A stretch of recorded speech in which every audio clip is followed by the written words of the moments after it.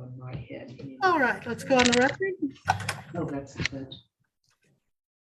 We are on the record in the 13th Judicial District, District Court of Greenwood County, Kansas, case number 2022 LM123, Mid-Kansas Cap Inc. versus Levita Joe Reeves. On behalf of the plaintiff Mid-Cap, who is present? Jennifer Dudek. I work with the housing units. My official title is as administrative supervisor. And who do you have with you? Joyce Stockham, and I am the CEO and owner of the properties. The company is the owner of the property. And then who else is present? Christina Young, and that's Christina with a K. And I'm the community service director. And then Miss Reeves is here in person, is that right? That's correct. All right. And this is a petition for eviction, petition alleging that plaintiff is the owner or an agent for the owner of the premises at 319 West 9th in Eureka, Greenwood County, Kansas, that the premises are currently in possession of defendant Levita Sage Reeves under a rental agreement dated February 5th of 2022, that the defendant failed to pay rent in the amount of $345 on November 1st of 2022, that late fees of $25 for the month of November have accrued, and fees for back utilities are owed in the amount of $237.75. That a notice to leave the property was issued November 9th, 2022. And plaintiff is now here seeking a judgment for rent owed in the amount of $345, as well as late fees in the amount of $25, and amount for utilities paid by Mid-Cap in the amount of $237.75. Ms. Sage, what is your response to this request? It looks like the total rent amount due is $607.25. Total due by date upon receipt. Do you have that in front of you, Judge Webster? No, what is it you're referring to? I have in front of me from Mid-Kansas. Okay, you're looking at the attachments Yes, to the ma'am. petition, which includes a notice to quit for lease violations. Yes, ma'am. And then the documentation. Yes, I see that. I have total due by date upon receipt, a total rent amount due of $607.25. That's Your what Honor, is that correct? that's what they're asserting. January utilities, November rent, and November late fee for that total. This serves as a 3-day eviction for non-payment, correct? But the other document is alleged to be the 3-day notice. Yes, Your Honor. Okay, so your response? My rental agreement was first dated February 5th of 2021, signed by myself and Kay of Mid-Kansas Cab Incorporated. At that time, on February 5th of 2021, I re-signed with Jennifer Dudek, who is present in the courtroom. And also, I signed in the presence of Joyce, who is present, when Kira, Kansas Emergency Rental Assistance Program, paid in the amount of approximately $2,800. Kansas Emergency Rental Assistance Program paid all of rent due to my being affected by COVID. So back in November of 2021, Mid-Kansas Cap Incorporated received a check from Kansas Emergency Rental Assistance Program. And last year in November, Joyce and Jennifer called me into their office because they received a check from Kansas Emergency Rental Assistance Program and had me come into their office. And they received the check from Kansas Emergency Rental Assistance Program. And they said, oh, we would love for you to sign a new lease today. So I did that at that time. And I signed a new lease at that time in November of 2021 that brought me up to date until February 5th of 2022.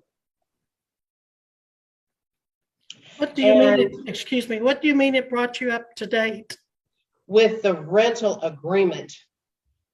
Did it bring you up to date with the rent? No, ma'am. Okay. But I reapplied with Kansas Emergency Rental Assistance Program because Kansas Emergency Rental Assistance Program gives you 18 months of payment on anyone that is affected by COVID. And I was affected by COVID 3 times, Your Honor, in the year of 2020. And I have those documents that I was affected by COVID in May of 2020, in July of 2020, and also November of 2020. And also Mid-Kansas Community Action Program, Inc. has those documents. Okay, And so also, that is probably why Kara paid for your rent. as a matter of fact, yes, ma'am. All right. And this summer, let me finish, please. Thank you, ma'am, Your Honor. This summer in June, I came to Mid-Kansas Community Action Program to their basement with a coordinator and reapplied yet again. Reapplied for yes. what? Kansas Emergency Rental Assistance Program, and they paid yet again $2,100 after reapplying. They paid utilities. They paid rent all the way up until October of this year. $2,100, Your Honor. Okay. Okay. And I had been promised or told, well, this unit, when I first came to rent at last night, this unit by Kay, their advocate, or someone that they employed when I signed my rental agreement. Her name was Kay, and she no longer works there. That the unit would be supplied by a washer and dryer. And when I moved in, there was not a washer and dryer, but it was later provided, and it didn't work. And an individual by the name of Brian Mills is a local individual, and he came and brought a washer and dryer that never worked. Never All worked. right, well, let me stop you there. I've given you some leeway there to explain quite a bit. I think I've heard you say that you got behind twice on your rent, and the Yes, ma'am. Kansas Emergency Renters Assistance, known as CARA, paid both times, paid two different checks and a pretty sizable amount. Yes, But they ma'am. paid through October of 2022. Yes, Your Honor. And after October comes November 1st. And have you paid the November rent? No, Your Honor, but recently Jennifer and Christina Young came to my unit because back in June, there was an individual maintenance man named Lee Freeman who came to my unit in June and did some maintenance, needed maintenance. I received a brand new washer and dryer in my unit, and also the entirety of my residence there was a non-working dishwasher, and Lee pulled that dishwasher out and it never worked. There was water sitting in the bottom of the dishwasher, and there was Okay. black mold. All right. Now, so you haven't paid November rent. No, ma'am. Why have you not paid your November rent? Because when Jennifer and Christina came to my home, they said, you have still 2, maybe 3 months left of Kansas Emergency Rental Assistance Program that you could apply for. And I did receive an email stating that I had 2 more months available to me to apply for Kansas Emergency Rental Assistance Program. And Jennifer said, you must certainly do that because they will help you again and we will get paid. Yet again, Kansas Emergency Rental Assistance Program will help you yet again. So I told her, you know what, Jennifer, that would be a great idea. And Christina Young, whoever she is, I don't know, is in your courtroom today, was unhelpful when I called in June. Several different times, we've done everything we can to help you and you don't do anything. And Lee Freeman says, and he was the maintenance man, he said, Christina Young is who's going to need to help you. And I said, well, I've called and I've told, and I had a fall. Well, let's try to get you back focused. Okay, so I am focused. I'm trying to explain to you that I have told them I will apply again for Kansas Emergency Rental Assistance Program and they will pay because I've been affected by COVID and I fell, and I don't know what else you want to tell you, but on November the 8th, my home was broken into because of a situation with the garage door that was never fixed.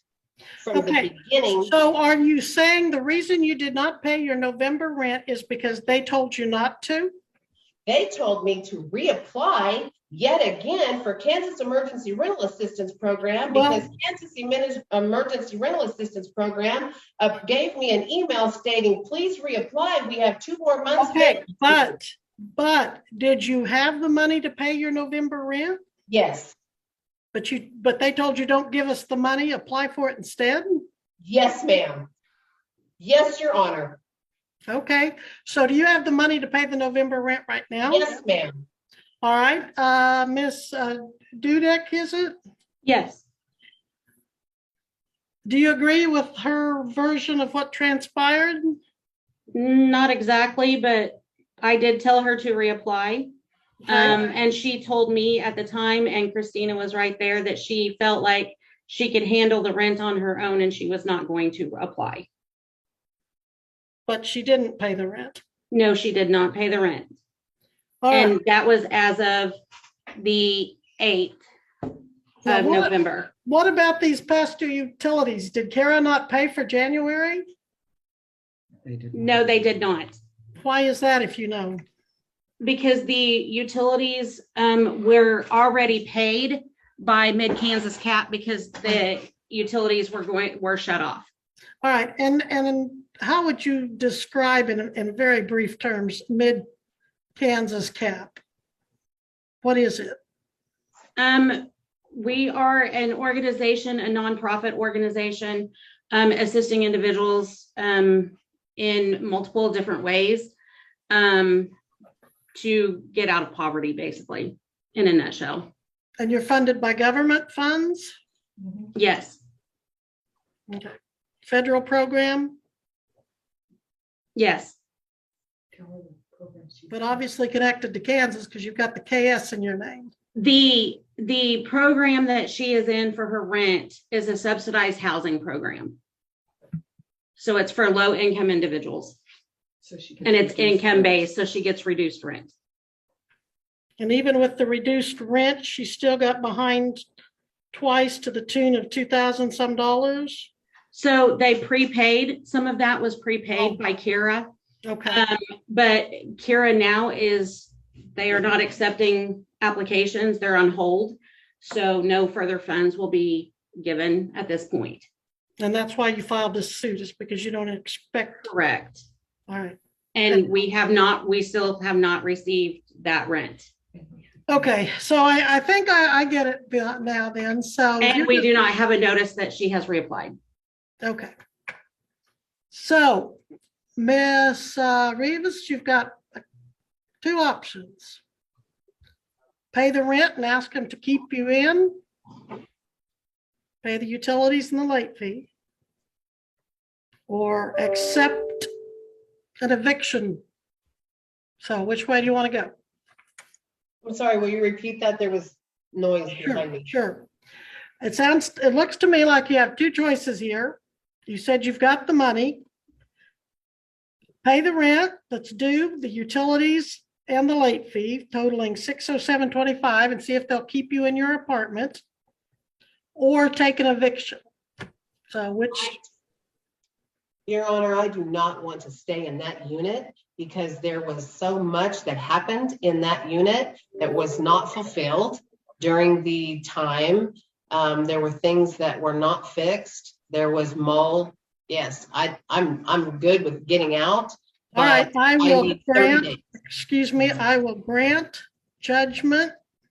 Yes, ma'am. You'll still need to pay that, or they'll garnish whatever bank accounts or whatever you have to enforce the judgment. But judgment is granted for $607.25. That's wonderful. I'm so thrilled. And that is to be paid within 2 weeks in full. Yes, ma'am.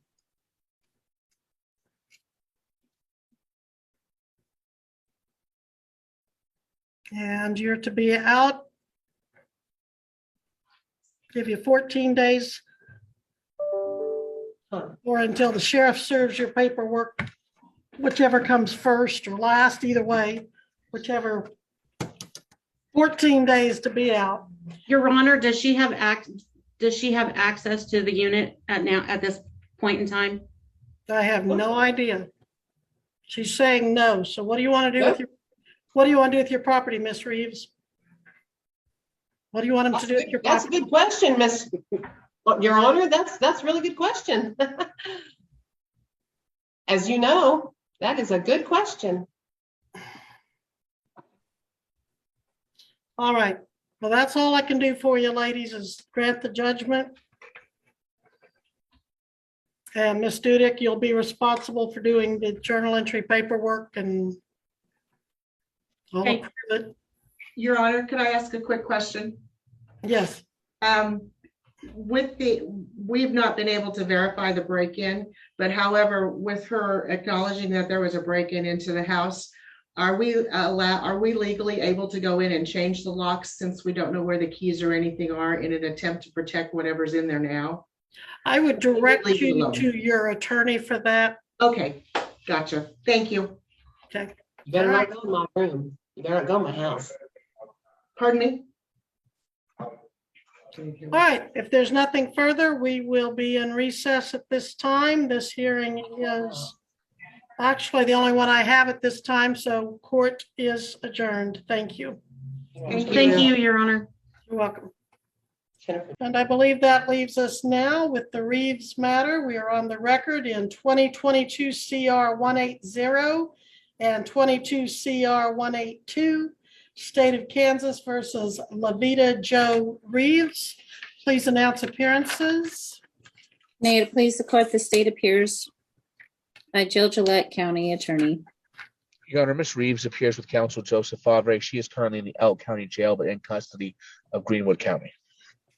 All right, and we are here in the 22 CR 180 on 2 counts of violation of a protection order. One alleged to have occurred on November 1st, the other November 8th. The other case we're here on in 22 CR 182 alleges criminal use of a financial card dated 11/8 as the date of the offense. And I am curious why we're here, because my notes in both cases indicate that this was set for status review December 20th. So, Mr. Favre, I didn't see any motions filed, but So this was brought early before you on my request. We had set it later. I'd asked for it to be moved up. okay, And so that's why we're here. all right. But we're asked for it to be moved up partly just to accommodate my schedule. I'll be out of town when it was initially set. Oh, So okay. Yeah. All right, well, I appreciate you taking the cases, and I'm quite happy to take it up early. So what announcements have you at these concerning these matters? Judge, I unfortunately do have to ask for it to be set over briefly. I did get the discovery from CAs last week, have reviewed it, have discussed it briefly with Ms. Reeves today, and we have good contact now. I have good contact information for her, but I need some time to work with Ms. Gillette. So I'm asking for a week or two. I'm not sure when the court is having its next docket, but I think if I could get, like I said, a week or two, that would be beneficial. All right, so Missy, what do you have available in a week or two? Looks like- We have December 13th available. Will you be available then, Mr. Favre? 3:30? Yes. I can make myself available then, yes. It's hard to believe that's 2 weeks away, but it's December 13th, so I know. we'll see Ju- Ms. Reeves in at December 13th at 3:30, Thank you, Judge. In the interim, can we also address her bond as well? certainly. So I understand that her bond may be set from what she thinks at 75,000 cash or surety on both cases. I'm not sure if that's accurate, but that's what she thinks it is. We're Hang on, Ms. Gillette. go ahead, Ms. Gillette. Her bond is 7,500 cash surety from what I have in my notes on 22 CR 182. And her bond is 20,000 cash surety on 22 CR 180. And that one requires GPS with 100-foot radius around B&B Taquerita and Miss Hunt's house. Gotcha. And that is what I show as well, Counselor. So that is 27.5 as she thought. Yes, 20. Okay. So, Judge, I think what we're going to ask for, obviously, we understand there's the reason for the GPS requirement. We would ask that bond be lowered to 5,000 cash or surety, and that the other bond be lowered to 2,500 cash or surety, giving her a total of 7,500 on both. Keep the GPS requirement. I don't know her criminal history, but these are both misdemeanors. And I understand the reason for the GPS, but I think that they're both going to end up being presumptive probation. And so I don't think Ms. Reeves has a very serious criminal history. We'd like her to be able to make bond. One of the problems is that Miss Reeves had the November 1st investigation done, and then she turned around and went right back out on November 8th and did the same thing. So that's one of the reasons why it's a little higher, is because she will not stay away from where Miss Hunt works. So my position is whatever the bond is, I still want the GPS with the 100-foot radius around B&B Taquerita and Miss Hunt's house. And Judge, we have no objection to that request for the GPS around those locations. Speaking to Ms. Reeves about this, I understand that there may be a civil case involving the two individuals. Not that that's a justification for these charges, but just as background information, where Ms. Reeves apparently is owed money by this individual in a civil judgment. Anyway, I think that the ankle monitor will suffice the concerns of contact. So. Miss Reeves is sitting there making faces, smiling. Is she okay? I think so. Who is that with her from Elk County, if you don't mind me asking? That's Reeves. But who is that with, Miss Reeves? Are you one of the deputies? Deputy Mueller. Can you tell me if she, on a day-to-day basis, appears to be okay and mentally stable? We've not had many issues with her. She did speak with Warren County earlier today. Okay. Well, I had her recently, in the last week, I believe it's been in an eviction case, and she, I'm not sure how to characterize it, but she didn't seem to take the whole thing too seriously. Like now she appears to be enjoying herself and having fun. Maybe I'm misreading her. And there is a history, Mr. Favre, that this court's aware of. I did have them in a limited or small claims action where judgment was granted for Miss Reeves. I've had him in some PFA cases, which is one of them is cited in I believe, the charging document hearing, where they don't get along. They do.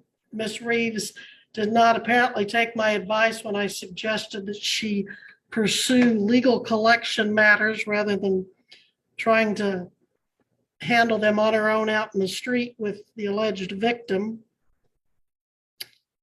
So I am concerned that they have no contact.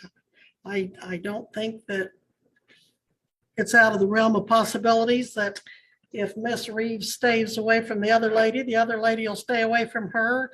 They seem to run into each other a lot, and as soon as they see each other, trouble follows. So, and I fear that will happen until the other lady pays Miss Reeves the money owed, but it's a little bit of a convoluted situation.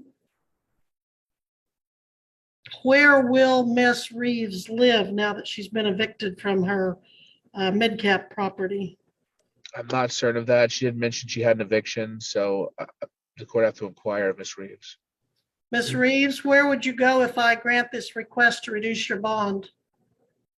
Not in Greenwood County. Well, where would you go?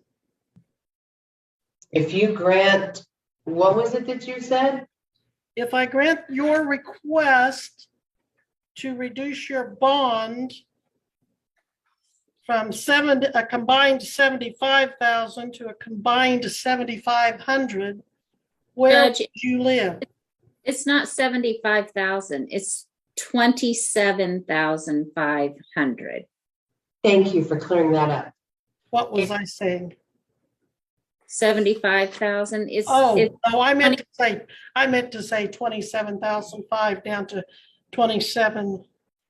Yeah, from 27,500 down to 20. Let's just put that another way. 7,500. There's where I was getting those figures. Where would you live?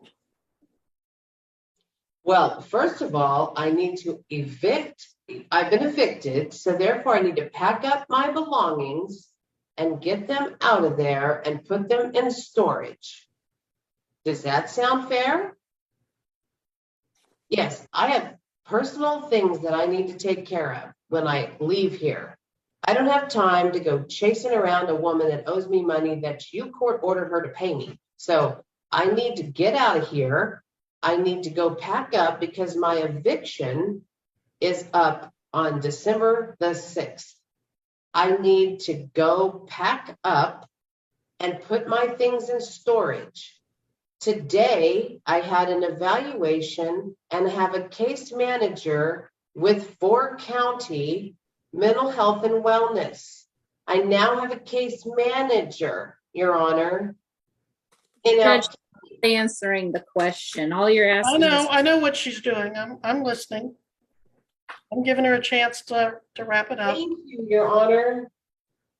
So I do have a place to stay with an individual who was my monitor at City on a Hill when I took treatment in August of 2020. All right, so where would that be? In rural Sedan. Rural Sedan? Yes, ma'am. Is that a home or a treatment? Greenwood County. Is that a person's home or a treatment facility, or what is that? It is a person's home. What's that person's name? Her name is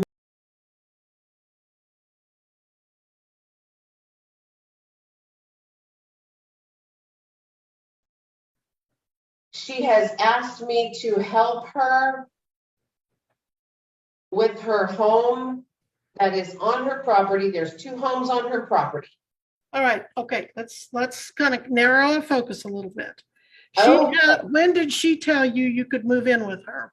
Not move in with her. She has 2 homes on her property. She lives in one, and there's another home on her property, and that home needs to be entirely cleaned up, and that is what she asked me to do for cash pay, $10 an hour. When did she ask you to do that? In September. I had been temporarily staying there. All right, it is now November 29th, almost December 1st. You've not had any contact with her since September? No, ma'am. I have been having. So you don't know where you're going to live? No, I am going to her house. All right, Mr. Fabre, I am going to deny the request, but if you and your client can come back with a proposal of where she'll physically be and that she'll stay out of trouble, then I can entertain that. But right now, everything is just too vague. Very vague. I'm sorry, what did you say, Ms. Reeves? It is extremely vague because I need to pack up in 6 days. All right, well, you give me a solid plan on where you're going to stay. Well, my home would probably be the best place at 9th where I reside to pack up my belongings and leave. Okay, but you've been evicted from there, correct? That is absolutely correct, Your Honor. Right. I need to pack my things and move. All right, well, you're not going to be given an opportunity to get out of jail unless you make your bond. And in the alternative, you give me a proposal of where you're going to stay that I will believe you're going to stay out of trouble. Well, I need to go to my home is where I need to go so I can pack up my things and leave, Your Honor. I'm gonna pass this to your attorney, Mr. Favre, to try to explain this to you. Do you want to break out room with her, Mr. Favre? Would now be a good time to wait? Yeah, that'd be great, Judge. Thank you. Okay. I don't think we have any official business for the court still, if you want to leave it. All right, so I'm going to adjourn this hearing, but Ms. Reeves, you're going to be able to go into a private breakout room with your attorney and hopefully he'll clear up what it is you need to do to help yourself get out of jail. Well, okay, all right. Court is in recess on this matter, and I think we can actually adjourn the docket because there's nothing else is there, Missy? No, there's not. Where did she go? In the breakout room? All right, Mr. Favre, you're excused to the breakout room. Thank you.